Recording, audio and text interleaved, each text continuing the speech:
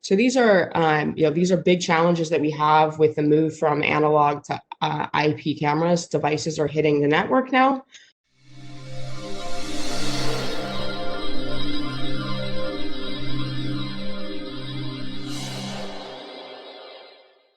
So the past few years, I've spent my time in video surveillance space, and it's super exciting for me.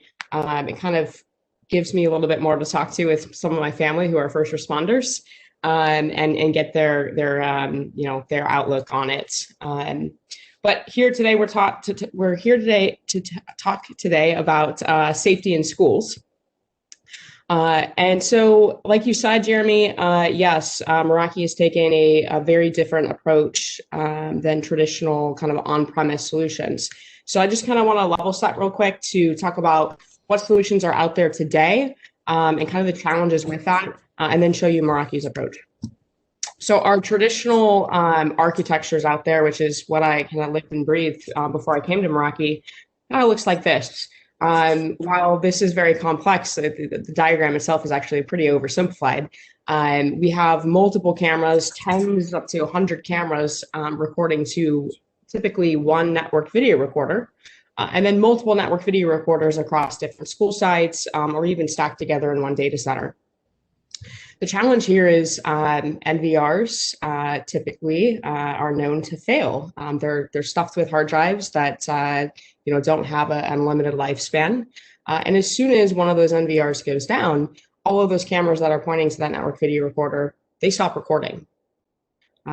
Also, all the access or all the video that was on that NVR is no longer accessible. So this is a big single point of failure. A big challenge for customers. There's also a lot of different vendors involved in this. You typically would have a camera manufacturer as a vendor, and then in addition to that, a video management software as a separate vendor, and then start piling on different things like different analytics, etc. And not everything plays well out of the box together. And then a big thing here is network vulnerability as well. I can't tell you how many times I've seen, and some other people that you're going to hear from on this call too as well, just like NVRs or DVRs just thrown in a closet somewhere. I know some of the other panelists have lived that. They're collecting dust.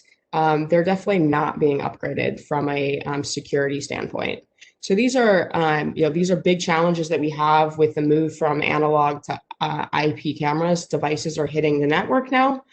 Which means IT really does care about what the solution is as it's on your network. So moving away from traditional, this on-premise single point of failure, very complex deployment, into Meraki. And the IT space has done cloud managed for years, even cloud stored. But video surveillance is definitely a lot further behind. Just from a technology standpoint. We're trying to kind of bridge that gap and bring it into the future, I guess. So here we have our Meraki cameras, and I've got one in my hand right here. This is our fixed lens camera. I'll go through our models in a second.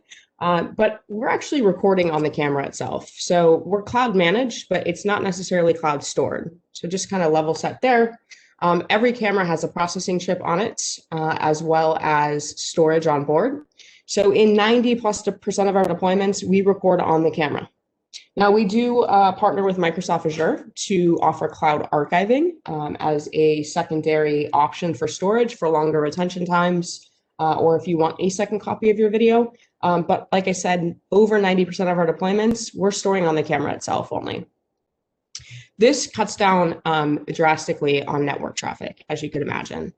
So we're less than 50 kilobits per second of WAN bandwidth usage per camera. The only data that's getting sent through the WAN, so up to the cloud, is thumbnail and metadata. And that's to allow us to do some of these cool things that I'm going to show you in a second in our demo. You can access the video from anywhere. So if you're on site or on your local area network, you're just going to tap in directly to the camera itself to view any video. So again, no WAN traffic. Now you don't have to be on site though. I'm in Sacramento where I live, and I'm going to demo some cameras in our San Francisco office. So I'm going to do that via cloud proxy, right?